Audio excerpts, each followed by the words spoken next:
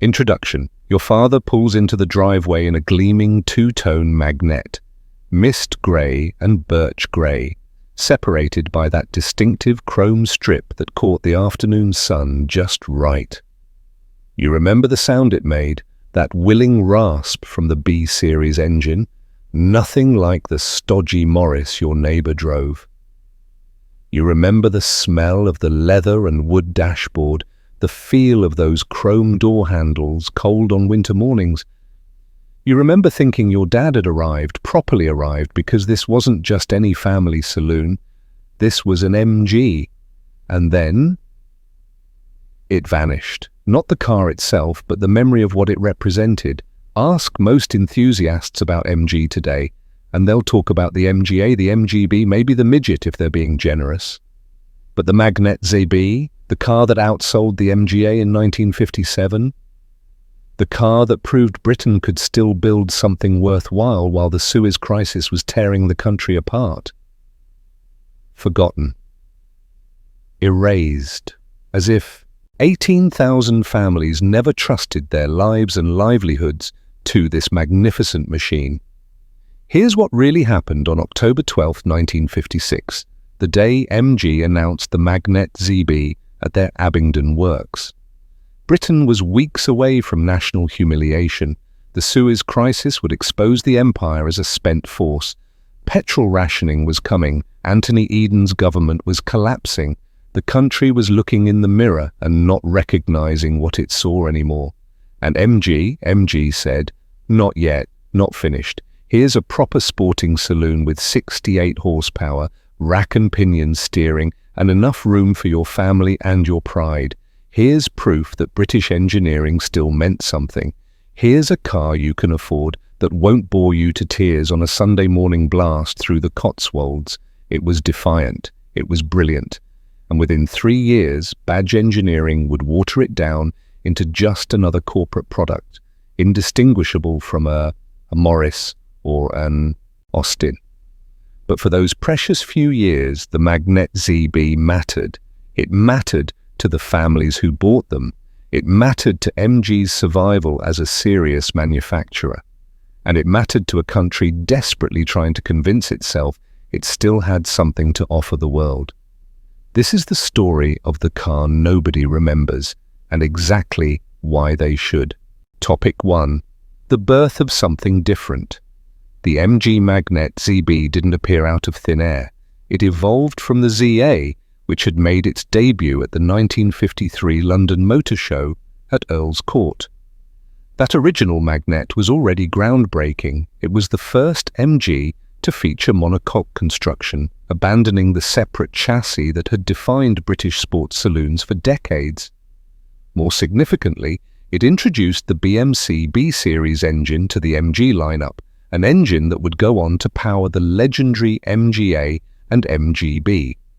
This wasn't just another engine, it was the foundation upon which MG's reputation for affordable sporting performance would be built for the next 2 decades.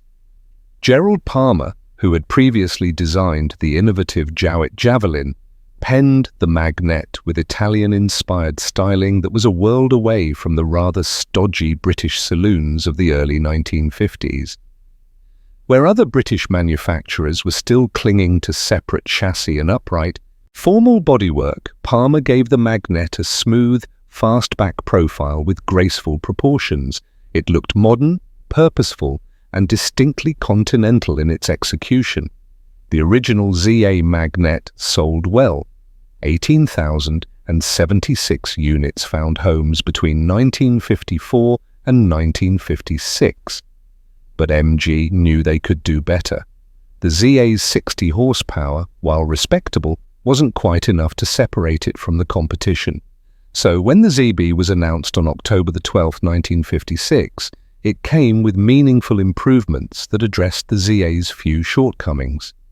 The engine received the most attention by fitting larger 1.5-inch bore SU carburetors, increasing the compression ratio from 7.5 to 8.3 to 1, and modifying the inlet manifold. MG extracted 68 horsepower at 5,400 revolutions per minute from the 1,489 cubic centimeter B-series engine. That extra 8 horsepower might not sound like much to modern ears, but it transformed the car's character. Top speed climbed to 86 miles per hour and the 0 to 60 dash dropped to 18.5 seconds.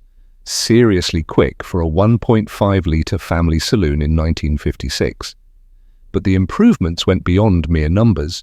The ZB received a proper wood veneer dashboard that gave the interior a more upscale feel, revised chrome side mouldings that added visual elegance, an improved heater system for those cold British mornings, and a redesigned steering wheel. These weren't dramatic changes, but they demonstrated that MG was listening to customers and refining the package rather than starting from scratch. Topic 2. The Varitone, when MG got creative. Here's where the Magnette ZB story gets interesting. MG introduced a variant called the Varitone, and it became one of the most desirable versions of the car. The Varitone featured a wraparound rear window and distinctive two-tone paintwork, typically with the roof and upper body in one color and the lower body in a complementary shade, separated by a chrome strip. It was a bold styling choice for conservative Britain, and it worked. Creating a Varitone required extra effort. Each Varitone began life as a standard pressed steel body shell, which was then sent to the Morris Motors body shop in Cowley. There, craftsmen would enlarge the rear window opening before the bare metal body went off for painting in its distinctive two-tone livery. It was a labor-intensive process that added cost, but customers clearly appreciated the result. In Britain, a standard ZB cost £971, while the Varitone commanded £1,008, a premium of £37. At the exchange rates of the day, those figures translated to roughly $2,915 and $3,018 respectively for the American market. Now, that might not sound like a significant difference, but remember that this was an era when a Morris Minor cost around £600. The Magnette was positioned firmly in the middle class, affordable for successful professionals, but still aspirational for many working families. The Varitone proved remarkably popular. Of the 18,524 Magnettes built between 1956 and 1958, Varitones accounted for 7,803 units, roughly 42% of total ZB production. That's an extraordinary take rate for what was essentially a styling package. It tells you that buyers wanted something special, something that stood out from the sea of black, grey and maroon saloons that dominated British roads. Topic 3. The Manumatic experiment. 1957 brought another interesting option, the Manumatic transmission. This was BMC's attempt at offering a semi-automatic gearbox developed by Automotive Products and Lockheed. The Manumatic was essentially a clutchless manual transmission that relied on a combination of electronics and hydraulics to disengage the clutch plate whenever the driver applied pressure to the gear lever knob. A centrifugal clutch handled takeoff from rest. When it worked properly, which required everything to be in perfect adjustment, the Manumatic was actually quite clever. But perfection was rare in 1950s British automotive electronics. The system cost an extra £35, about $140, and proved deeply unpopular. Only 496 Magnettes left the factory with Manumatic in 1957. Most buyers stuck with the conventional 4-speed manual gearbox, which was bulletproof by comparison and offered better driver engagement anyway. The Manumatic's commercial failure is interesting because it reveals something about MG buyers of the era. They weren't looking for convenience, they wanted involvement. They wanted to row through the gears themselves, heel and toe on the downshifts, and feel connected to the machinery. The Manumatic, for all its technical ambition, missed the point of what made an MG an MG. Topic 4. Life during the Suez Crisis. To understand the Magnette ZB's significance, you have to understand what Britain was going through when it arrived. The Suez Crisis erupted just weeks after the ZB's announcement. On July 26, 1956, Egyptian President Gamal Abdel Nasser nationalized the Suez Canal. By late October, Britain, France, and Israel had launched a joint military operation to regain control. The operation was a disaster, not militarily, but politically and economically. The United States, furious at not being consulted, applied enormous financial pressure on Britain to withdraw.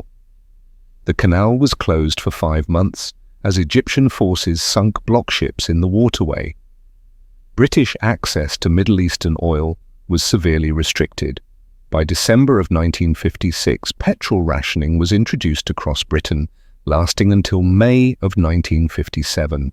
Prime Minister Anthony Eden, his health failing and his political capital exhausted, resigned in January of 1957. Harold Macmillan took over a nation in crisis. This was the environment in which the Magnette ZB had to prove itself. Suddenly, fuel economy mattered more than ever. Small, efficient cars became desirable. German bubble cars started appearing on British roads, tiny, three-wheeled contraptions that sipped petrol but offered little in the way of comfort, safety, or dignity. The Austin Motor Company began developing what would become the Mini, specifically to combat these fuel-sipping imports. The Magnette ZB hit a sweet spot. Its 1.5-litre engine was small enough to be economical during rationing. Period road tests recorded around 25 miles per imperial gallon, yet powerful enough to deliver genuine performance. You could drive your family in comfort and still have enough grunt to make reasonable progress. When petrol supplies normalized, the ZB's sporting character came to the fore. More importantly, the Magnette represented British engineering at a time when national confidence was at a low ebb. It was modern without being revolutionary, practical without being boring, and affordable without being cheap.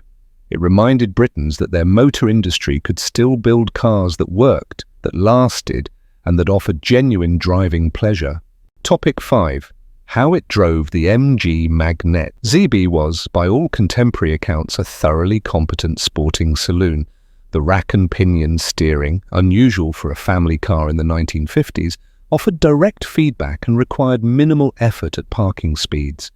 The independent front suspension, using coil springs and wishbones, combined with a live rear axle on half-elliptic leaf springs, provided a ride quality that was firm without being harsh. It felt like a sports car that had grown up and got a proper job. Those hydraulic drum brakes at all four corners were adequate for the performance on offer, though they weren't particularly fade-resistant during spirited driving. The Magnette was one of the first British cars to offer Pirelli Cinturato radial tyres as factory equipment, though Dunlop crossplies remained standard. Those early radials made a noticeable difference in handling precision and tyre life. The B-Series engine was the star of the show. Smooth, willing to rev, and remarkably robust, it delivered its 68 horsepower with a characterful rasp that reminded you this was an MG, not a Morris. The 4-speed gearbox, with synchromesh on the top 3 ratios but not first, required a measured approach to gear changes, but once you learned its rhythm, it was entirely satisfactory. Period testers praised the close ratio gearbox for keeping the engine in its power band. Contemporary magazine tests consistently recorded top speeds around 84 to 86 miles per hour, with 0 to 60 times hovering around 18 to 19 seconds. By the standards of 1956 Britain, this was genuinely quick for a 1.5-litre saloon. The Magnette could show a clean pair of heels to Morris Oxfords, Austin Cambridges, and even some supposedly sportier machines from rival manufacturers. Topic 6. The competition landscape. The Magnette ZB existed in a crowded marketplace. This was the golden age of the British compact saloon, and every manufacturer had something to offer. The Morris Oxford Series the 3, sharing the same B-Series engine but tuned to just 52 horsepower, emphasized comfort over sport. The Austin A55 Cambridge took a similar approach. Both were competent cars, but neither could match the Magnette's sporting character. The Wolseley 1550, which replaced the 444 in 1956, was perhaps the Magnette's closest relative. It shared much of its mechanical specification and even wore similar bodywork, though the Wolseley was positioned as the more upmarket choice with plusher trim. The Magnette undercut it on price while offering arguably more sporting appeal. Then there was the Riley 1.5 introduced in 1957. Based on a Morris Minor platform but fitted with the B-Series engine, the Riley offered more power, around 68 horsepower in similar tune to the Magnette ZB, and was considered one of the best-handling small saloons of its day. However, it was more expensive and less practical than the Magnette. Ford's Consul and the Vauxhall Victor represented the American approach to the British market. Bigger, more comfortable but less engaging to drive. Neither could match the Magnette's combination of practicality and sporting character. The Germans were making inroads too. The Volkswagen Beetle, despite being a pre-war design, was gaining popularity for its reliability and fuel efficiency, though it offered nothing in the way of performance. What set the Magnette ZB apart was its ability to be all things to all people without feeling compromised. It was practical enough for daily family duties, economical enough for the petrol-conscious British motorist, refined enough to be taken seriously as a gentleman's express, and sporting enough to satisfy weekend enthusiasts. That breadth of capability made it special. Topic 7. Production success and export markets. MG built the Magnette with one eye firmly on export markets, particularly the United States. Nearly 40% of Z-Series Magnettes found homes overseas, and the United States was a crucial market. American buyers appreciated the Magnette's combination of European sophistication, sporting character, and relative affordability compared to larger British cars. Production ramped up steadily through the ZB's life. In 1958 alone, the final calendar year for this generation of Magnette, MG built 9,438 units. By Detroit standards, these were modest numbers, but for Abingdon, a small factory in Oxfordshire, it represented significant success. The factory was running efficiently, quality was generally good, and dealers had cars to sell. The Magnette's popularity in America helped sustain British exports during a difficult period. American dollars were essential for Britain's post-war recovery, and cars like the Magnette earned valuable foreign currency. The fact that Americans actively chose British saloons over domestic products spoke to the Magnette's genuine appeal. These weren't charity purchases, they were genuine consumer choices based on the car's merits. Back home in Britain, the Magnette found favour with a broad range of buyers.